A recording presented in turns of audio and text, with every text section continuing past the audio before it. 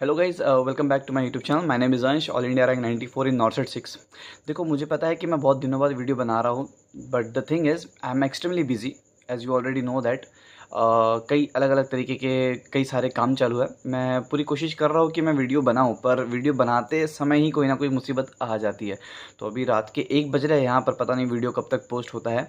यह जो मैं आज आपको बताने आया हूँ दैट इज़ कि एक पीडीएफ सर्कुलेट हो रहा होगा या एक न्यूज़ सर्कुलेट हो रही होंगी कि ईएसआईसी की जो वैकेंसी है, जो नेक्स्ट वैकेंसी आने वाली है, वो नॉर्सेट के थ्रू ही कंडक्ट होने वाली है, एम्स नॉर्सेट के थ्रू ही कंडक्ट होने वाली है। तो ऑथेंटिक न्यूज़ है, yes, this is completely truth. ऐसा ही होने वाला है। ईएसआईसी की जो वैकेंसी है, जो नेक्स्ट आने वाली थी, वो नॉर्सेट 8 के एग्ज़ाम के थ्रू ही कंडक्ट होने वाली है। तो इस हिसाब से ईएसआईसी वालों ने अपना सिरदर्द एम्स वालों को दे दिया, यानी कि एम्स दिल्ली वालों को दे दिया। खैर, सिरदर्द की तो बात नहीं है, क्योंकि इतना कुछ टफनेस या इतना कुछ प्रॉब्लम क्रिएट नहीं होगी उनको, क्योंकि उनको एम्स के लिए भी वही एग्ज़ाम रखनी है, और नॉर्सेट और ईएसआईसी अगर उसमें जुड़ता है तो भी एग्ज़ाम तो सेम ही रखनी है। आपको ऑलरेडी पता है that I use X, it is formerly called as Twitter. तो मैं करता हूँ यूज़, उस पर मैंने डॉक्टर मनसुख सर का है जो हैंडल है, उस पर मैंने देखा, और मैंने अपने कम्युनिटी पोस्ट में भी ये चीज़ पोस्ट कर रखा हो। शायद आपको एक इमेज दिख रही हो अभी।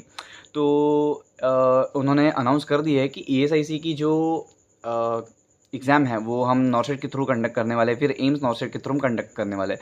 उसके अलावा अब मैं यहाँ पे जाऊँ, इस टॉपिक पे जाऊँ, इसके पहले मैं बहुत सारी चीज़ें बताऊँगा, इसका सिग्निफिकेंस, फ़ायदा, नुकसान, बहुत सारी चीज़ें I will tell you, but listen up. इसके पहले भी उन्होंने बहुत सारी चीज़ें बोले, मतलब पूरे जो मीटिंग हुई उसमें कई सारी चीज़ें उन्होंने बोले हैं। तो क्या क्या चीज़ें बोले, I am going to tell you right now. See the first thing which I would like to tell you, उन्होंने ऐसा बोला है कि हम 10 मेडिकल कॉलेजेस बनाएंगे, 10 मेडिकल ईएसआईसी के कॉलेजेस बनाएंगे। अब 10 मेडिकल ईएसआईसी के कॉलेज बनेंगे तो मोस्ट प्रोबेबली हो सकता है कि कहीं कहीं पे हॉस्पिटल्स भी बने, है ना। और तो ये जो चीज़ है, इसमें जो 10 मेडिकल कॉलेजेस बनेंगे, इसमें स्टूडेंट्स के लिए बहुत फ़ायदा होगा, क्योंकि मेडिकल कॉलेजेस में कौन जाएगा, स्टूडेंट्स जाएंगे ऑफकोर्स।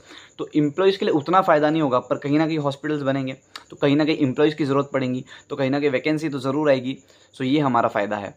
इन्हीं जब 10 मेडिकल कॉलेजेस बनाएंगे तो इन्हीं में टोटल नेक्स्ट 5 ईयर्स में 75,000 मेडिकल सीट्स आएंगी, ऐसा बोला गया है।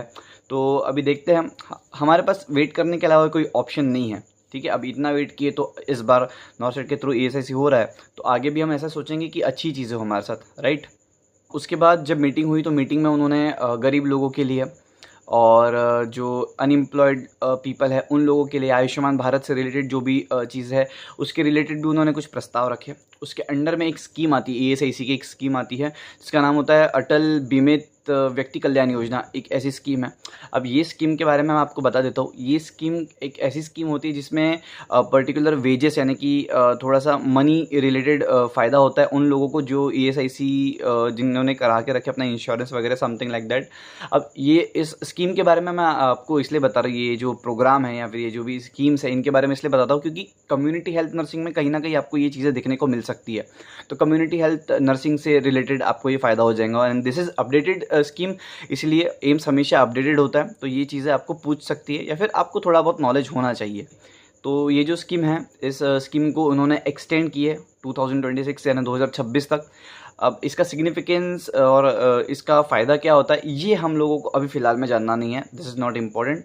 तो आप खुद पढ़ सकते हैं अगर पढ़ना चाहते तो, बट अननेसेसरी हो जाएगा इसलिए मैं भी नहीं बता रहा हूँ, डोंट वेस्ट योर टाइम। वो next thing which I would like to tell you guys, उन्होंने इस एक ऐसा प्रस्ताव रखा है कि मेडिकल ईएसआईसी के मेडिकल कॉलेजेस जो है उनमें वे लोग पैरामेडिकल कोर्सेज और बीएससी नर्सिंग के कोर्सेज ऐड करने वाले हैं, which is absolutely beneficial for us. ऐसा कई बार ऐसा होता है कि किसी बच्चे को पर्टिकुलर गवर्नमेंट कॉलेज में सीट नहीं मिल पाती, गवर्नमेंट कॉलेज में सीट नहीं मिल पाती तो क्लिनिकल चीज़ों का एक्सपोजर प्रॉपर तरीके से हो नहीं पाता है, और फीस रिलेटेड स्ट्रक्चर में या फिर प्राइवेट कॉलेजेस में टीचर्स वगैरह का काफ़ी ज़्यादा प्रॉब्लम्स देखने को मिलती है, फीस से काफ़ी ज़्यादा प्रॉब्लम देखने को मिलती है। तो ये हमारे लिए और बाकी पैरामेडिकल कोर्सेज के लिए बहुत ज़्यादा बेनिफिशियल रहेगा। Now listen up very carefully. अब हमारे काम की बात, अगर आप 2x में सुन रहे हैं तो 1.5 या 1.75 पे कर दीजिए, क्योंकि थोड़ा इंपॉर्टेंट है यहाँ से हमारे लिए। ईएसआईसी क्या हमारे तरफ से, या ईएसआईसी का जो एग्ज़ाम है या जो पैटर्न है या जो वैकेंसी है वो नॉर्सेट के थ्रू होने वाला है क्या? तो द आंसर इज़ यस। मैंने आपको ऑलरेडी बता चुका हूँ। लास्ट में एट द एंड मैं आपको बताऊंगा कि ये ईएसआईसी अगर नॉर्सेट के थ्रू कंडक्ट होता है तो इसका सिग्निफिकेंस क्या है, what is the disadvantages, advantages, और हमारे लिए कुछ फ़ायदा है क्या इसमें, तो I will tell you. Okay, देखो सबसे पहली बात है, अगर कोई पर्टिकुलर हॉस्पिटल अगर जुड़ता है, जैसे लास्ट टाइम जब मैं दिया था एग्ज़ाम नॉर्सेट 5 आई गेस, तो उसमें ना मुझे शिलोंग लगा था, निग्रिम्स, तो निग्रिम्स ऐड हुआ था, ठीक है, और कई अलग अलग तरीके के हॉस्पिटल ऐड हुए थे। तो कोई भी हॉस्पिटल अगर ऐड होता है या फिर कोई भी इंस्टीट्यूट अगर ऐड होता है तो सिंपल सी बात है, आपका वैकेंसी में ग्रोथ देखने को मिलती है। तो यहाँ पर भी डायरेक्ट साफ मैं बता रहा हूँ, नॉर्सेट 8 में जो नेक्स्ट एग्ज़ाम आपका आने वाला है उसमें आपको, मुझे ऐसा लगता है कि वैकेंसी थोड़ी बढ़कर आएगी। ऐसा लग रहा है कि अगर 200, 300 या 500 वैकेंसी भी देते हैं तो मिनिमम 2000 वैकेंसी हो जानी चाहिए, और 2000 वैकेंसी होती तो इसमें बहुत अच्छा फ़ायदा हो जाता है बच्चों का, क्योंकि अभी तो 1400 और 1500 वैकेंसी में उतना मज़ा नहीं आता है एग्ज़ाम देने के लिए, और बहुत सारे बच्चों के दिल टूट जाते हैं, which is absolutely which is not good यार। मुझे अच्छा नहीं लगता है। मैक्सिमम बच्चों का यही क्वेश्चन आता है, यही चीज़ आता है कि सर हुआ नहीं है, and absolutely I mean depression, something like that. तो अगर थोड़े एक्स्ट्रा वैकेंसी आते हैं, थोड़े अच्छे वैकेंसी आते हैं, विच बहुत अच्छा रहेगा आपके लिए। And the second benefit and second advantages, आपको अलग से नहीं पढ़ना पड़ेगा ईएसआईसी के लिए। मुझे बड़ा अच्छा लगा ये देख के, मुझे बड़ा अच्छा लगा ये चीज़ सोच के कि देखो, अगर आप नॉर्सेट के लिए पढ़ रहे हो तो एक ही एग्ज़ाम के लिए पढ़ना है, दैट इज़ नॉर्सेट। अब नॉर्सेट के थ्रू ही आपको एम्स में लगना है। अगर ईएसआईसी का अलग एग्ज़ाम होता तो बहुत सारे लोगों को ईएसआईसी का भी पढ़ना पड़ा होता। तो ये अच्छी बात है ना कि कंबाइन एग्जाम हो गया, तो किसी एक पर्टिकुलर एग्जाम के लिए पढ़ो और क्लियर हो जाओ, और जो चाहिए उसको फर्स्ट प्रेफरेंस में भर के डाल दो। सो बढ़िया होगा, ये मस्त हो जाएगा। तो आपको पढ़ने का जो टेंशन है वो कम हो गया है। And the next and last thing is competition.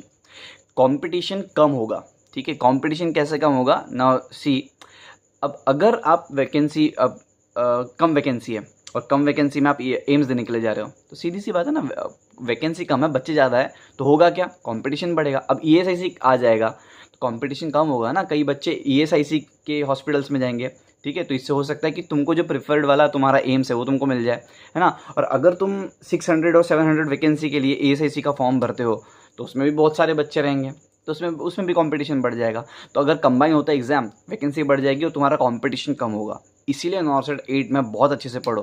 मैं तुमको हमेशा ही कहते रहता हूँ, पढ़ाई मत छोड़ो, वैकेंसी कहीं नहीं जाएगी, वैकेंसी आती ही रहेगी। उसके पहले जब आप नॉर्सेट 8 दोगे उसके पहले ही आप आरआरबी दोगे, और आरआरबी अगर आपका अच्छा जाता है और अप्रैल के पहले अगर उसका रिजल्ट आता है तो आप नॉर्सेट भी ना दो, ऐसा भी सोच सकते हैं हम, ठीक है। इसीलिए पढ़ते रहो, बिल्कुल पढ़ाई को छोड़ो मत, कीप स्टडिंग, कीप फाइटिंग। मैंने आपको कई बार बोल चुका हूँ ये, but you guys don't listen. आप अभी भी आपके पास वक्त है, यू हैव 6 मंथ, बहुत अच्छे से पढ़ो, क्लासेस लो, टेस्ट सीरीज लो और पढ़ते रहो आगे। इसके अलावा भी कई सारे बेनिफिट्स हैं, जैसे कि आपका फॉर्म भरने का टाइम बचेगा, है ना, आपका नेट कैफ़े जाने का टाइम बचेगा, प्रिंटिंग वगैरह का टाइम बचेगा, बहुत सारी चीज़, फॉर्म के पैसे के टाइम बचेगा, क्योंकि आप एम्स के थ्रू अगर वो होता है तो एम्स के ही आपके फॉर्म को पैसे लगेंगे, ईएसआईसी के फॉर्म के अलग पैसे और एम्स के अलग फॉर्म को अलग पैसे, ऐसा नहीं लगेगा। So this is absolutely beneficial for us, है ना। Now I will talk about disadvantages. देखो, disadvantages are none in my opinion. अगर आपको लगता है कि कुछ डिसएडवांटेजेस है then it is absolutely okay, ठीक है, क्योंकि डिसएडवांटेजेस एक दो होता है तो कोई दिक्कत वाली, जैसे हम मेडिसिन एडमिनिस्ट्रेशन करते हैं तो फ़ायदा ज़्यादा है और साइड इफ़ेक्ट्स थोड़े बहुत है, तो वो थोड़े बहुत साइड इफ़ेक्ट्स को निगलेक्ट किया जा सकता है क्योंकि फ़ायदा ज़्यादा है। तो यहाँ पर भी हमारा फ़ायदा बहुत ज़्यादा हो रहा है ना। तो बस फ़ायदे की तरफ देखो, अगर नुकसान मुझे तो दिख नहीं रहा है, अगर आपको दिखता भी है तो प्लीज़ उसको छोड़ दो यार, जाने दो, it's completely okay. Now the most important thing is, your doubt is sir 80:20 ratio रहेगा क्या ईएसआईसी की जब एग्ज़ाम कंडक्ट होगी?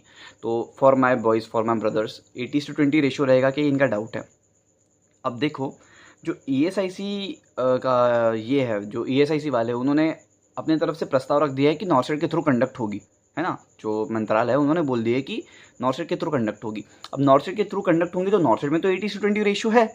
ये ईएसआईसी के नर्सिंग ऑफिसर्स के फेडरेशन को भी पता है कि नॉर्सेट में 80:20 रेशो है, और ईएसआईसी के नर्सिंग फेडरेशन वाले, ये आपको इमेज दिख रहा होगा, ये लोगों का ऐसा मानना है कि 80:20 रेशो एक तरीके का डिस्क्रिमिनेशन है लड़कों के लिए, जो कि हमें पसंद नहीं आता है, ठीक है। तो ये कंप्लीटली श्योर किसी को नहीं पता है कि 80:20 रेशियो रहेगा या नहीं रहेगा। देखो एम्स में तो रहेगा ही, पर वो ESIC की वैकेंसीज के लिए लागू होगा या नहीं होगा ये किसी को नहीं पता है। जो इमेज आप देख रहे हैं या फिर ये जो इमेज है जो सर्कुलेट हो रहा है, this is not a confirmatory thing. ये एक कन्फर्मेशन नहीं है कि 80:20 रेशो नहीं लागू होने वाला है। ये एक तरीके का लेटर है जो ESIC नर्सिंग ऑफिसर के फेडरेशन ने एक अप्रूवल के तौर पे या फिर एक रिक्वेस्ट लेटर के तौर पे अपने एक मंत्रालय को भेजा है कि प्लीज़ इस तरीके की प्रॉब्लम एम्स में देखने को मिलती है। तो ESIC अगर आप लेते हैं तो हाँ इस पर्टिकुलर एम्स के एग्ज़ाम्स के थ्रू, तो हम उस चीज़ का वेलकम करते हैं, हम उस निर्णय का स्वागत करते हैं। पर अगर 80:20 रेशियो लगाते हैं तो इस चीज़ के लिए हम आपका स्वागत नहीं कर सकते, इस चीज़ के लिए हम हामी नहीं भर सकते। सो प्लीज़ अगर होता है तो ESIC की वैकेंसी एम्स के थ्रू ले, पर 80:20 रेशियो ना लगाए। अब ये डिपेंड करता है ESIC या मंत्रालय पर कि ये इसे कब तक अप्रूव करते हैं। इसलिए 80:20 रेशियो रहता है या नहीं रहता है इसके बारे में मैं नहीं बता सकता, और इसके बारे में अगर कोई आपको और बता भी रहा है तो ठीक है, मान के चलो, नहीं मानना तुम्हारे पे है, क्योंकि अभी तक तो कंफर्मेशन किसी की तरफ से नहीं आया है। दूसरी चीज़, हाँ 90 to 95% चांसेस है कि अप्रूव हो जाए और आपको 80:20 रेशो देखने को ना मिले। 95% चांसेस तो है, बिल्कुल है। And yes guys, we will pray for the best and we will hope for the best. तब तक के लिए मैं आपको again I will tell you, please guys keep on fighting, keep on studying, revision करते रहो। रिपीटर हो तो इस बार नॉर्सेट 8 में तुम्हारा लग ही जाना चाहिए, ठीक है। और नॉर्सेट 8 में ही ESIC है, तो एम्स या फिर ESIC किसी एक जगह पे तो आपने जाना ही जाना है, और इस बार नर्सिंग ऑफिसर बनना ही है, 90,000 की सैलरी लेना ही लेना है। So I wish you nothing but all the best. And last, अगर फिर भी आपको you have still if you have any kind of doubts, please kindly ask me, comment section में जाइए और मुझको पूछिए। And this time I am completely free, अभी एग्जाम वगैरह नहीं है, so I will reply you guys. I have started replying on Telegram and Instagram also, okay.